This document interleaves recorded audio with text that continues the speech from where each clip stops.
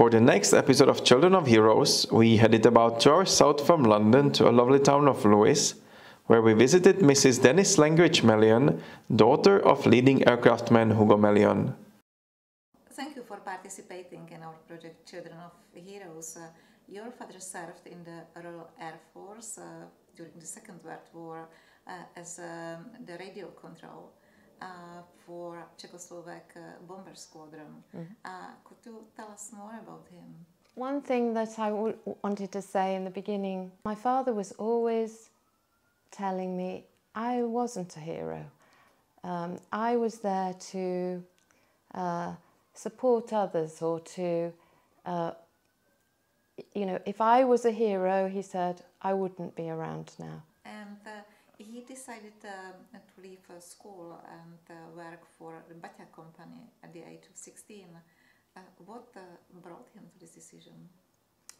Well, I think his father decided that that would be a good route for him, because my father was very much a sportsman. I've got his, these are actually newish ice hockey shoes. I have his ice hockey shoes from way back. He was a fantastic sportsman.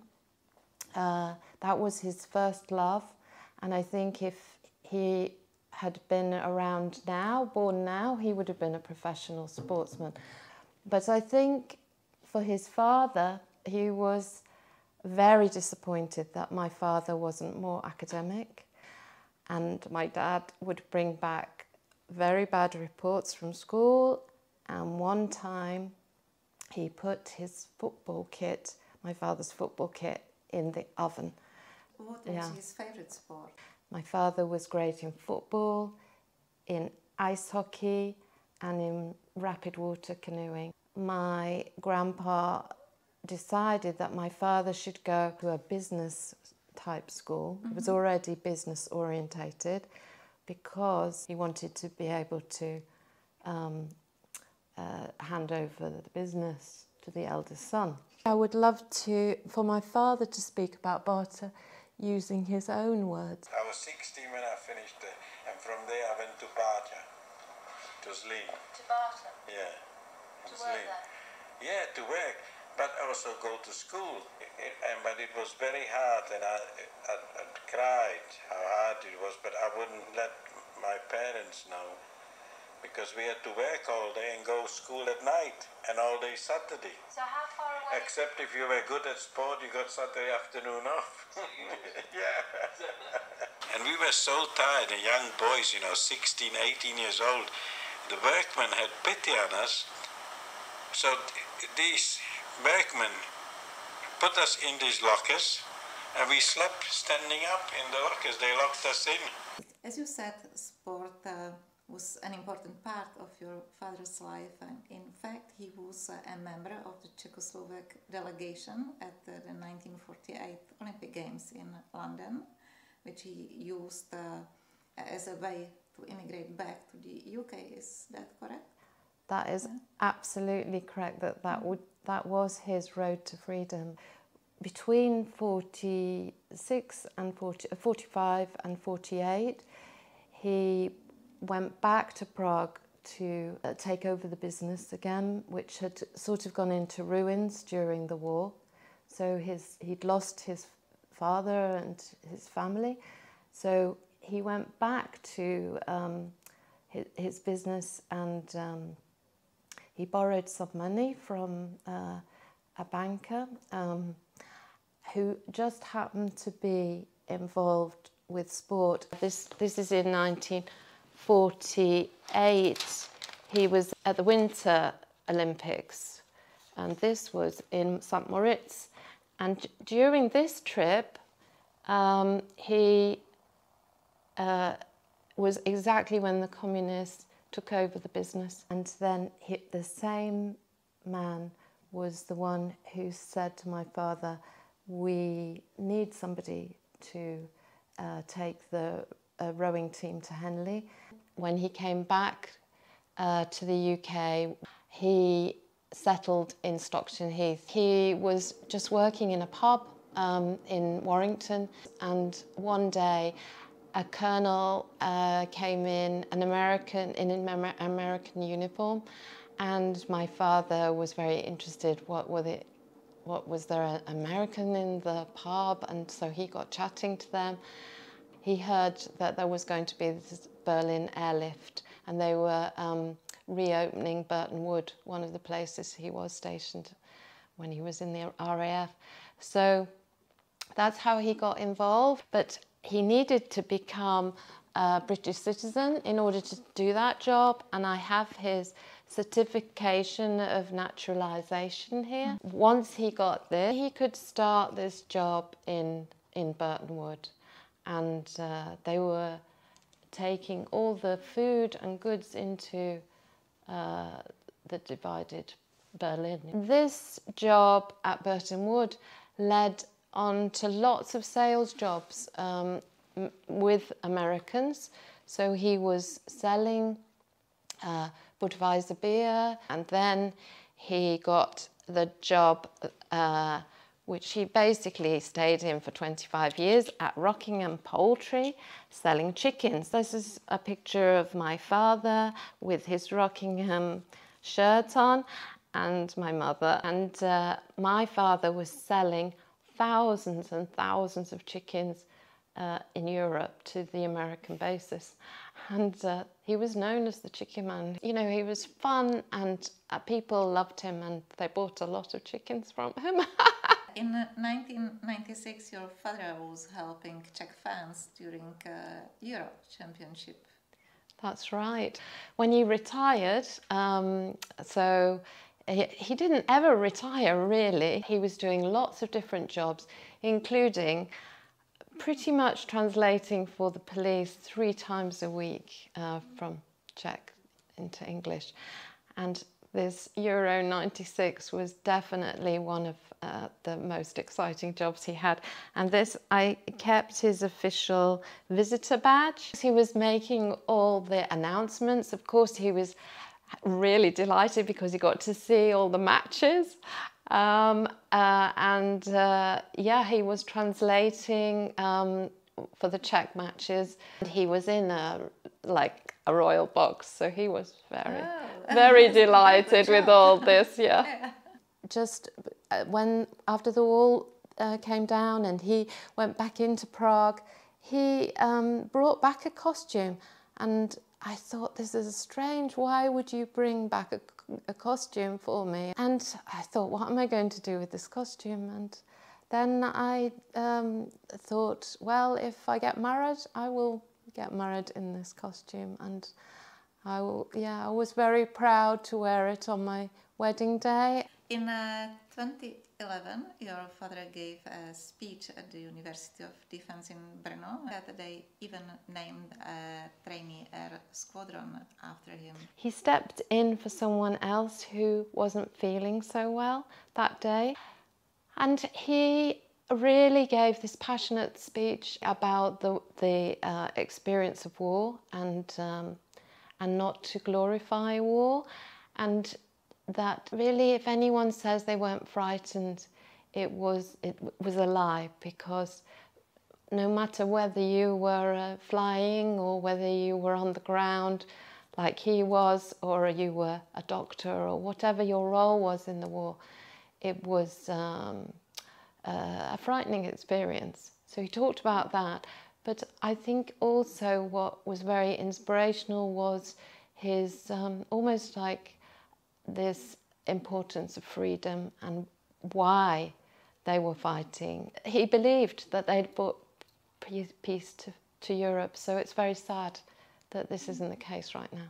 Yeah. When my father died and we buried him at Brookwood amongst his comrades, amongst his beloved comrades, he wanted to be under the tree playing cards with his friends, because they often came to our house in 97 Walton Road and played cards together. We were at Brookwood, and there were only 2 others, I think, remaining from 311, and he was, as you see, highly decorated. He stood up and said my father had saved his life, and said that Hugo often had this timing, and he had twice prevented this gentleman from flying because of bad weather. And so my father was looking out for them very often. You know, his job was he could delay a flight, or he could make sure they didn't fly when there was a lot of bombing. Your father's closest family perished during the Holocaust. How hard was it for your father to overcome this terrible experience? Yeah. Well, I wasn't around at that time, but I know the repercussions of this. Even, you know, 20 years later when I came along, I think you still have a feeling of that there's some sadness. Even as a baby, you perhaps inherit that trauma, or you experience that trauma. So I don't think I was completely protected from it, but he did try to protect me from it. So we didn't really ever discuss these things till I went back to Prague with him in 1996. And I was 33 then, and he was in his late 70s. So it took a very long time for us to discuss it. But I always felt there was something, even though I didn't know the whole story till I was 33. I think... And he told you the whole story after? Yes. Yeah. But he couldn't have told me the whole story until 1989, till the wall came down. This was a big moment in our relationship, and yeah, the biggest change I think in my life was this moment. And it took a while because he wanted to get his Czech passport back. He didn't want to go back into Prague without being recognised as being Czech. So that took a couple of years till he got his passport. And then he went in many times. You have worked in theatre management and music education, and I think you even cooperated with some famous people. Can you give us an example? Yes. So in 2002, I was invited to the Berlin Philharmonic to work with Sir Simon Rattle, which was a great honour, and my father and mother were always on the front row of the performances in the Philharmonie in Berlin. And later you decided to move to Sweden. Why? Yeah. Well, the move to Sweden was to do with my husband's job. So he got a job at the Göteborg's Gothenburg Opera as the artistic director. You are currently working as a volunteer for the Red Cross. What do you do exactly? Yes, I work with family reunification.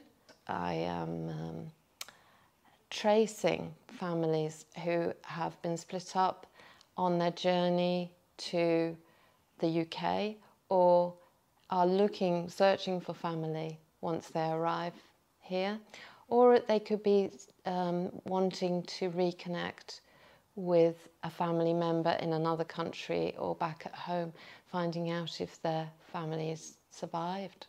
My father was always trying to find out what happened to his parents during the Holocaust, you know, for many, many years. So for probably the whole of my life, he had files like this, which I still have. And this is from the Red Cross, which basically confirms their death. Well, doesn't really give the death date, but it tells that last transport that they went to Russia.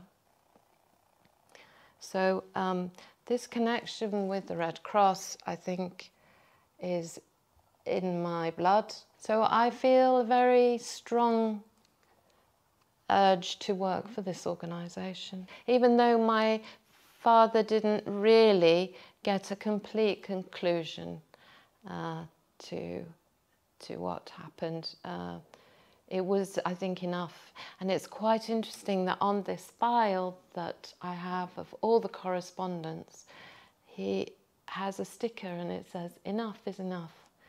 And I can relate to that. I also feel that too, that sometimes you want to know about your family, and other times it's too much, and Not helpful anymore. you need to say enough is enough. So in a way, helping other people at the Red Cross is easier than digging too much into your own, your own sadness, I guess. Or you're making good in another way, because I can't fix this, but I can maybe fix things for other people.